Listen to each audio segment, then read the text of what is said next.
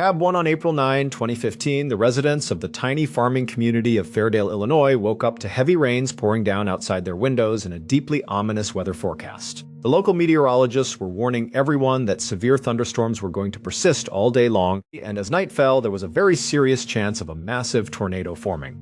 The weather reports were highly urgent. Forecasters were telling the residents of Fairdale that if they had the ability to evacuate, they should do so immediately, because it simply was not worth sticking around to see what might happen. But they also knew that some people would choose to stay. For those who decided to ride out the storm, the experts warned them to take every necessary precaution and to make sure they had a solid, reliable plan for how to get to a safe shelter if the weather took a turn for the worse. By that morning, some of the forecasters were openly stating that this upcoming tornado could prove to be one of the biggest and most destructive in the entire history of the state of Illinois. But the problem was that Fairdale was a very small town with only about 152 residents in total. Most of these people had lived in this quiet farming community their entire lives. They had seen plenty of bad storms before, and they had even experienced tornadoes in the past. Every single time, they had ridden them out in their homes without any major issues. To them, this warning felt like just another exaggeration by the television stations. They figured that the worst thing that would happen was a fallen power line or losing electricity for a day, which they could easily handle. They believed they could protect themselves inside their houses, just like they had done for decades. But unlike the previous storms they had witnessed, this particular system was getting worse and worse by the minute. By 6 p.m. that evening, the meteorologists on television were no longer just sharing theories or giving general advisories. They were actively pleading with the residents of Fairdale to get out of their homes and evacuate while they still had the opportunity to do so safely. Despite these desperate warnings, the vast majority of Fairdale residents chose to stay put. They were committed to riding the storm out in their own houses. By 7 p.m., the meteorologists announced that the tornado was now imminent. They stated that it looked to be as big or even bigger than the last major tornado to strike Illinois, which had killed 8 people and completely leveled an entire town. They warned everyone that this storm was going to kill people if they did not seek immediate shelter. Just 15 minutes later, at 7:15 p.m., the tornado finally touched down on the ground right outside of Fairdale. It was a massive, terrifying monster of a storm. It was nearly a mile wide, with winds screaming at over 200 miles per hour. Normally, a tornado of that incredible size moves across the ground at a speed of about 30 miles per hour, which allows it to pass by quickly. But this tornado was traveling on land at only about 15 miles per hour. This meant it was moving very slowly, allowing it to sit over the top of the areas it was devastating for a much longer period of time, grinding everything in its path to absolute dust. This slow speed made the situation even worse than the most extreme predictions the meteorologists had made. At 7:30 p.m., an 84-year-old Fairdale resident named Clem Schultz and his wife, Jerry Schultz, were inside their home. Like so many of their neighbors, they had decided to stay and ride out the storm. Clem was sitting in his living room, watching the local weather channel. He was waiting for the last possible second before he and Jerry would head down into their basement. As he sat there, he suddenly heard his wife yell out from the kitchen, telling him to come in there right away and look at what was happening. Clem got up from his chair, walked into the kitchen, and saw his wife pointing out the back window. When Clem looked out, he saw the massive tornado. It was less than a mile away from their house, and it was far bigger than he ever imagined, but from where they were standing, because the tornado was spinning counterclockwise, it actually looked like it was veering away from the town and heading out into an empty field. Clem looked at Jerry and told her that it looked like the storm was going to miss them. But he also knew they would probably lose their electricity soon, so he decided to go up into the attic to get some lanterns ready so they wouldn't be left in the dark. Jerry stayed down in the kitchen while Clem walked up the stairs into the attic. As he was searching around to find the lanterns, he suddenly heard a sound that didn't sound like wind at all. It sounded like a massive freight train was barreling directly through the middle of their town. The attic had a small window at the very edge of the roof, so Clem walked over to it and looked out. What he saw made his heart sink. The tornado had not veered off into the open field at all. It had continued in a straight line directly toward his house, and it was already ripping the roofs off the neighboring houses right in front of him. Clem realized in an instant that he did not have enough time to run downstairs and get to the basement. He had absolutely no time to do anything to save himself. So, in that terrifying moment, he pulled out his cell phone, pressed record on the camera, and held it up to the window to capture what was happening. The video Clem captured showed the incredible, violent force of the tornado as it slammed directly into his house, causing the entire building to collapse on top of him. Initially, Clem actually believed he had died, because everything went completely quiet and it was pitch black. He was lying in the ruins, and he actually asked out loud if he was dead. But then he felt a sharp, agonizing pain in his back from a crushed vertebra, and that pain was the only thing that told him he was still alive. Clem began to slowly and painfully claw his way out of the heavy rubble. Before long, one of his neighbors arrived and began helping him pull himself free. As soon as Clem stood up and looked around, he was completely bewildered. His entire community, everything he had known, was just gone. He was standing there in shock, trying to process the devastation. That was when his neighbor looked at him and told him, "Clem, do not look down." Clem asked why, and the neighbor replied, "Because your wife is under you and she is dead." When the dust had finally settled, they confirmed the tragic news. Not only had Clem's beloved wife Jerry been killed, but Clem's neighbor had also lost their life. The tornado had carved a path of destruction directly through their two homes. Today, the very video that Clem recorded from his attic window is used by experts to teach people about the true, unpredictable danger of tornadoes. It serves as a stark warning to never go near a window or try to film a storm. When a tornado is coming, you must seek shelter immediately. Sometimes the dangers we face do not come from the sky in the form of a storm. Sometimes the most terrifying threats are the ones walking on 2 feet, hiding in plain sight in quiet, peaceful towns. This was exactly the case in the small town of Delphi, Indiana, in February of 2017. On Sunday, February 12, 2017, 13-year-old Abigail Williams went over to the home of her best friend, 14-year-old Liberty German, for a sleepover. People called them Abby and Libby. They were typical teenage girls, best friends who loved spending time together. That night, as they were lying in bed, they kept looking out the window. There had been reports that a massive winter storm was going to roll through their area the next day. Abby and Libby were hoping to see snowflakes start to fall because they wanted school to be canceled. When they woke up the next morning, on Monday, February 13, they looked outside and were disappointed to see that it had not even snowed. But then, they got some great news. The school district in Delphi had preemptively canceled all classes for the day, just in case the storm turned out to be bad. Even though there was no snow, the girls suddenly had a free day off from school, and the weather outside was actually quite nice. Abby and Libby immediately started talking about how they wanted to spend their unexpected free day. Libby suggested that they go visit the Monon High Bridge. This was an old, abandoned railroad bridge that crossed high over a local stream. It was a very popular spot for teenagers in the area. A lot of their classmates from school would walk out onto the bridge to take beautiful photos and post them on their social media pages. Abby and Libby decided this was the perfect day to go do the same thing. So, Libby went to talk to her grandmother, Becky, who was her primary caretaker. Libby asked if it would be okay if she and Abby went for a hike near the bridge. Becky thought about it and said yes, they could go, but she gave them one condition. They had to arrange their own ride to the trail, and they had to figure out how they were going to get back home. The girls quickly got to work solving that problem. Libby called her older sister, Kelsey, and convinced her to drive them to the start of the trail. Then, Libby reached out to her father, Derek. She asked if he would be able to pick them up when they were finished. Derek said he could do that, but he had a very tight schedule that day. He told Libby that he could only pick them up at one specific time, which was 3:00 p.m. This meant the girls would only have about 2 hours to spend at the bridge. But Abby and Libby did not mind at all. They thought 2 hours was plenty of time to hike, take photos, and enjoy the day. At around 1:30 in the afternoon, Kelsey dropped Abby and Libby off at the entrance of the trail that led to the Monon High Bridge. We know for a fact that the girls made it safely to the bridge because of social media. At 2:07 p.m., Libby posted a photograph to her social media account. The photo showed Abby walking across the wooden planks of the high, abandoned bridge. It seemed like they were having a wonderful, normal day. At 3:11 p.m., Libby's father, Derek, was driving toward the meeting spot. He sent a text message to Libby, telling her that he was almost there and wanted to make sure they were waiting for him. But Libby did not reply. Derek found this to be very unusual. Libby was normally very good at responding to messages, especially when they were coordinating a pickup. At 3:14 p.m., Derek pulled into the designated parking area. He looked around, but the girls were nowhere to be seen. Derek tried calling Libby's phone, but there was no answer. He sent her several text messages, but none of them received a response. Growing concerned, Derek called his mother, Becky. He asked her if the girls had contacted her to change their plans, or if they had asked to be picked up somewhere else. Becky told him that she had not heard from them at all. She said the girls had promised to be there at 3:09 p.m., so they should definitely be waiting for him. Derek told her that he was at the spot and could not get in touch with them. For the next 10 minutes, Becky and her husband, Mike, who was Libby's grandfather, tried calling the girls' phones over and over again. But none of the calls went through. They could not get any response to their text messages either. Mike decided to drive over and meet Derek at the trail. The two men began walking down the path, calling out the girls' names, hoping to find them. At this point, the family was not thinking about anything terrible.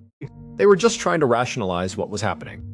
They figured the girls had probably just lost track of time, or maybe they had wandered off the main trail and gotten a little lost. They thought maybe their phone batteries had died, or perhaps one of them had tripped and sprained an ankle, making them walk slowly. But as the afternoon faded and the sun began to set around 5 p.m., there was still absolutely no sign of Abby or Libby. The family knew they could not wait any longer. They called the police and officially reported both girls missing. By 6 p.m. that evening, a massive search operation was underway. Hundreds of local volunteers, police officers, and emergency responders began combing through the woods and the trails surrounding the Mananhai Bridge. They searched all through the night using flashlights and thermal imaging, but they found absolutely nothing. The search continued into the next day. On Tuesday, February 14, which was Valentine's Day, the searchers resumed their efforts. At around noon, one of the search parties was looking about a half-mile away from the bridge near a small creek. There, they made a devastating discovery. They found the bodies of Abby and Libby. The police immediately secured the area. They did not release the official cause of death to the public, but they stated clearly that this was a double homicide. They noted that the crime scene was incredibly disturbing. The killer had left behind at least 2 or 3 distinct signatures.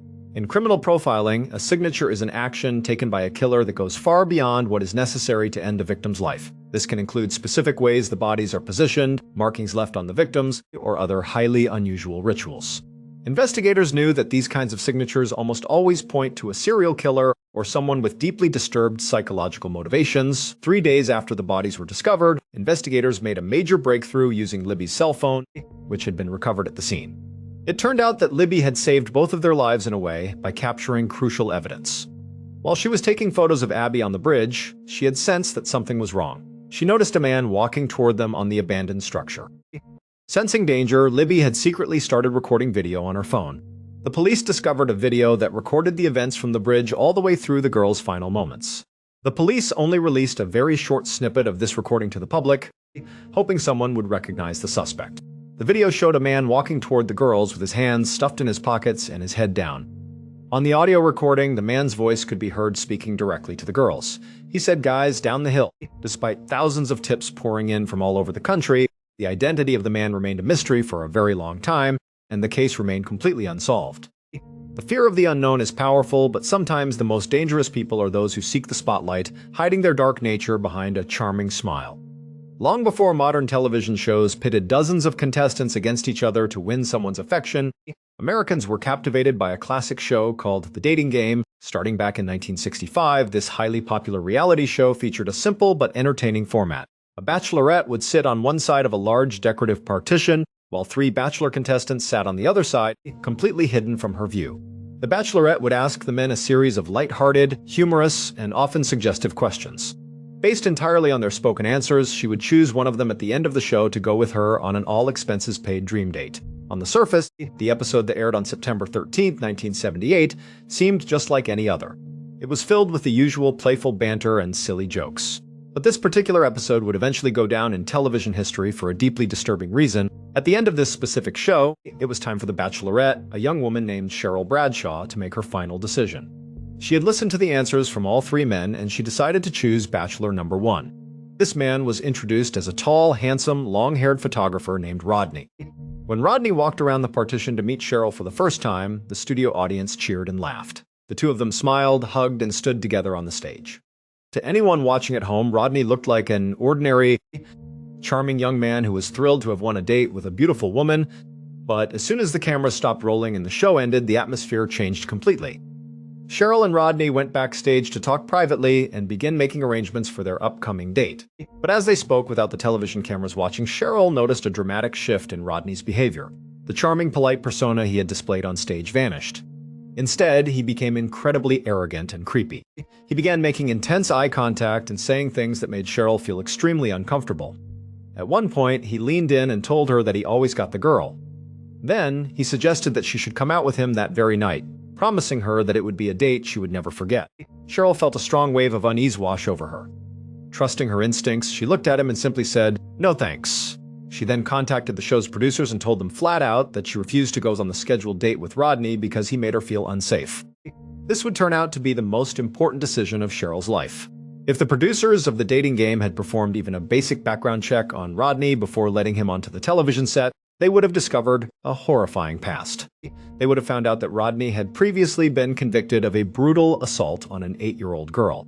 He had served 3 years in prison for that crime and was actually on active parole at the very moment he appeared on the show.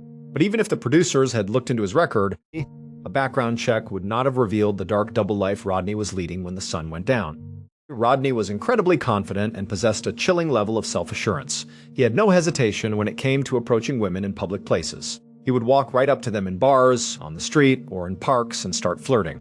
He used his charm and his good looks to gain their trust. To make himself seem even more appealing, he would tell these women that he was a successful, professional fashion photographer. He would compliment their beauty and ask if they would be willing to come back to his apartment for a professional photo shoot.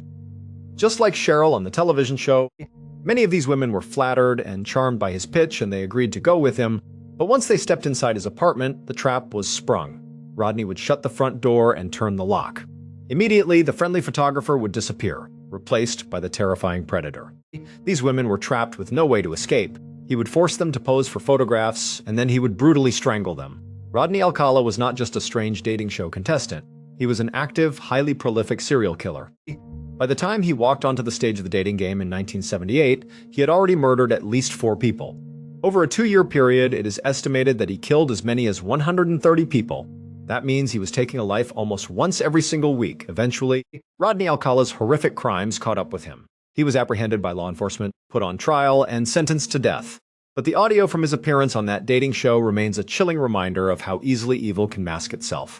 During the show, the host asked the bachelors to introduce themselves and let the audience hear what they sounded like. Rodney spoke first, telling Cheryl that they were going to have a great time together. Later, when Cheryl asked bachelor number 1 what his favorite time of day was, Rodney replied that his best time was at night because that was when things really got good. When she asked him what was wrong with the morning or the afternoon, he told her that they were okay, but the nighttime was when it really got good. Then, she asked him to pretend he was a dish being served for dinner and to describe what he looked like. Rodney said that he was called the banana and that he looked really good. When Cheryl asked him to be a little more descriptive, Rodney responded by telling her to peel him. Cheryl had laughed at the time, and because she liked bananas, she decided to choose him. But the reality of who Rodney Alcala was would eventually shock the entire world. These stories show us that whether we are facing the sudden, violent fury of nature, the calculated cruelty of an unknown predator in the woods, or a charming stranger on a television stage, danger can arrive when we least expect it. It reminds us to listen to our instincts, cherish the ones we love, and never take a single peaceful moment for granted. Thank you so much for watching. Let me know what you thought of today's episode in the comments. And remember, we have a whole playlist of true crime episodes ready for you to binge right now. Until next time. See ya. Stora's storm warning became a nightmare in Fairdale, Illinois. Clem Schultz and his wife Jerry thought the tornado was turning away until one strange sound filled the house, like a freight train tearing through town. The suspect seemed to be the storm itself, but the real twist was worse. The tornado had never missed them. Clem filmed his final seconds before his home collapsed around him. He survived under the rubble, but Jerry did not. His chilling video is now a warning. Never trust what danger looks like from a window. Watch the full story on our channel.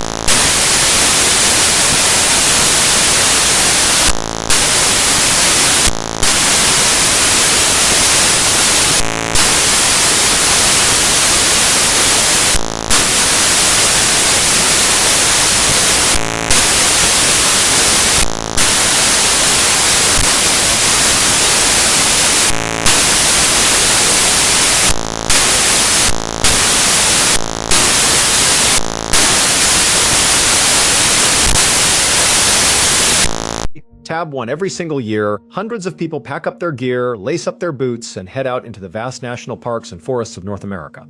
Most of them have a wonderful time and return home with great memories, but for a select few, their journey ends in absolute mystery. They step off a trail or they turn a corner, and in an instant, they are gone. When investigators look into these cases, they are often left completely baffled. Sometimes these people vanish right in front of their companions, while other times their bodies or belongings are found in places that make no physical sense, miles away across impassable terrain. One man has made it his life mission to research these highly unusual cases. His name is David Politis. He is a former police detective who has spent tens of thousands of hours digging into these exact files, which he publishes in his book series called Missing 411. Today, we are going to dive into 3 incredibly strange cases covered by David Politis and his Can-Am Missing project. These are stories that will make you look at the deep woods in a completely different light. And so, we begin on the morning of July 24, 2020. An 18-year-old woman named Gia Fuda woke up in her parents' home in Seattle, Washington. Gia was a bright, energetic young woman who loved her family. Because of the pandemic, all of her college classes at Bellevue College had been moved online. This was really hard on Gia. She hated being cooped up in the house all day. She felt trapped and restless, so she developed a very specific daily routine to cope. Every morning, she would get up early, pack her things, and drive over to Bellevue College. She would spend her day working in the quiet of the campus library, attending her online courses, and then she would head back home in the evening. On this particular morning, Gia walked downstairs, saw her mother and father, and said a warm good morning. She grabbed a seltzer water, took a sip, and told her parents she would see them that night. Then she headed out the door, got into her car, and drove away. Her parents had no reason to believe today would be any different. But as soon as Gia got on the highway, she did not go to Bellevue College. Instead, she started driving in the opposite direction. She headed east, driving 60 miles away from Seattle and deep into a very rural, heavily forested area of Washington state. She eventually pulled into a small town called Index, Washington. She stopped at a local coffee shop, went inside, and bought a cup of coffee and a novelty Bigfoot keychain. The cashier did not notice anything unusual about her. Gia seemed totally normal and calm. She got back into her car and kept driving.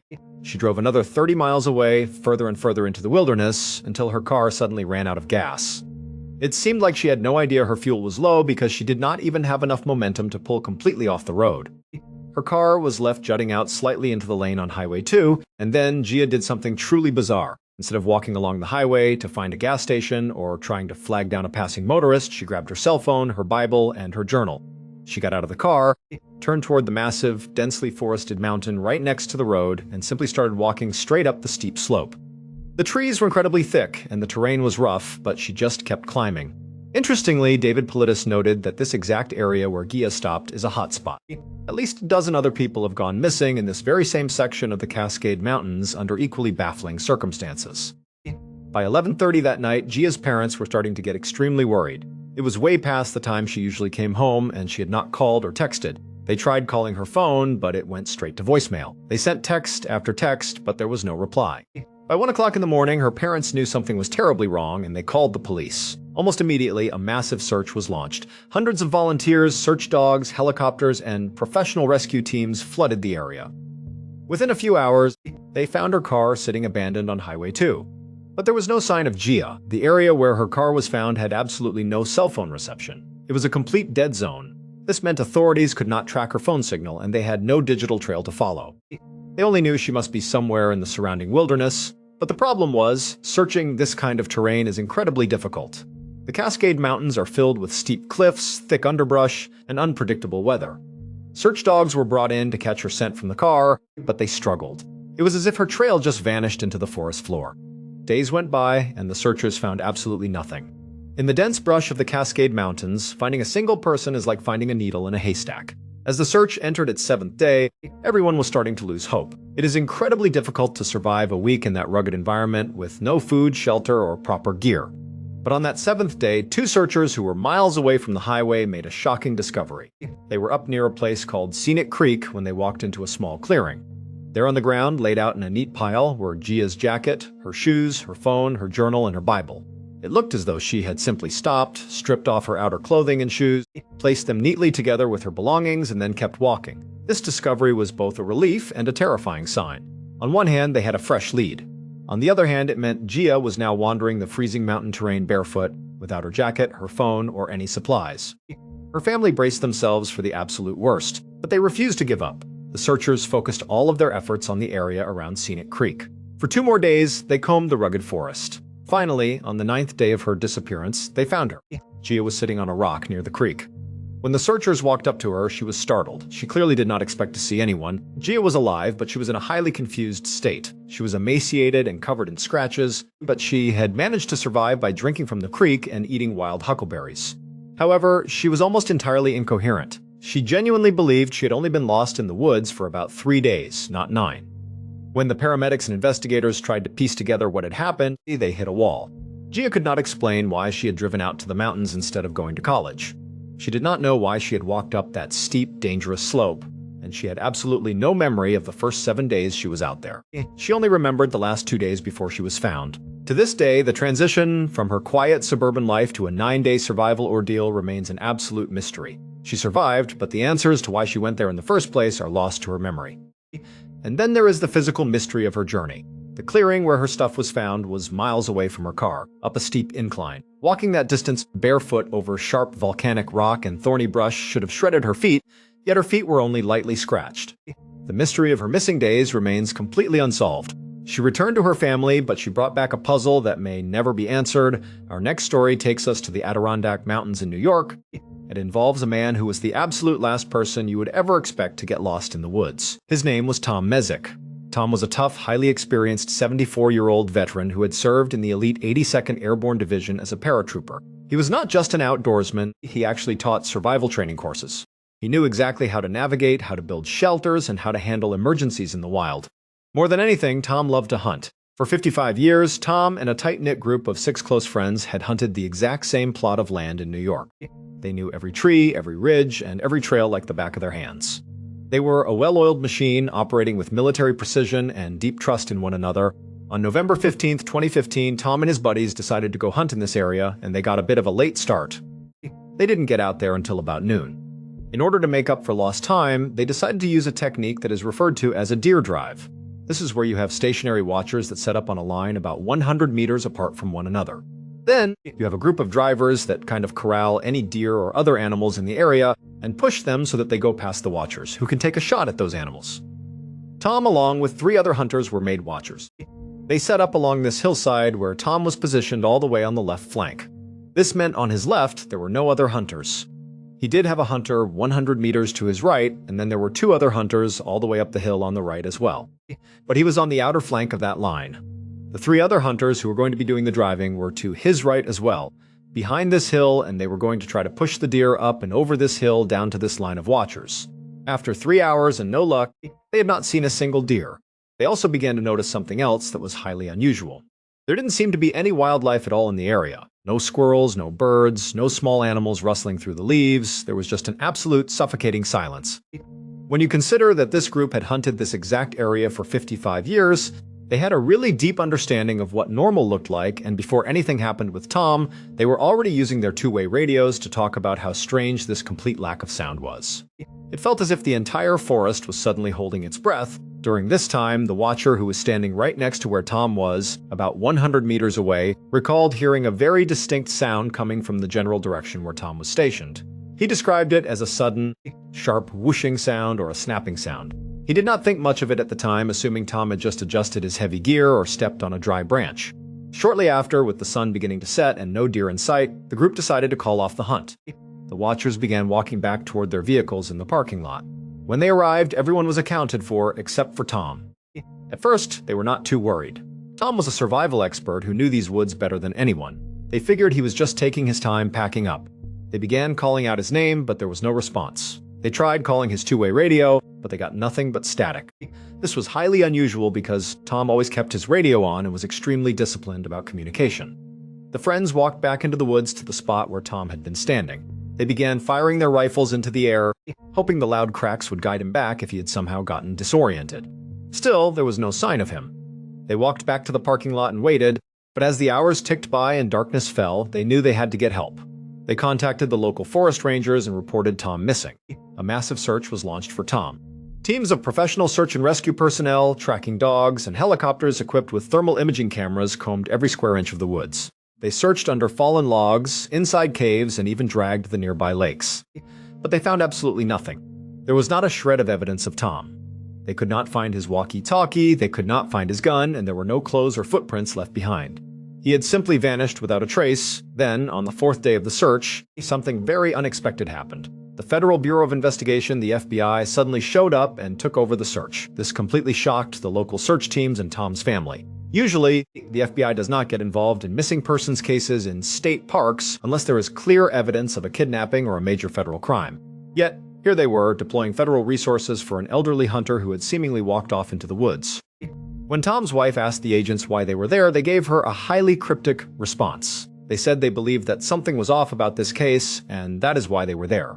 But they could not elaborate unless more information came in. At this point, we have to look at the sheer impossibility of the situation.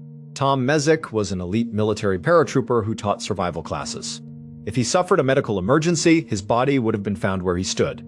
If he had been attacked by an animal, there would have been a struggle, blood, or spent ammunition from his rifle. But the ground where he stood was completely undisturbed. To this day, the FBI has never released any findings, and Tom Mezek's disappearance remains one of the most baffling cases in the history of the Adirondacks.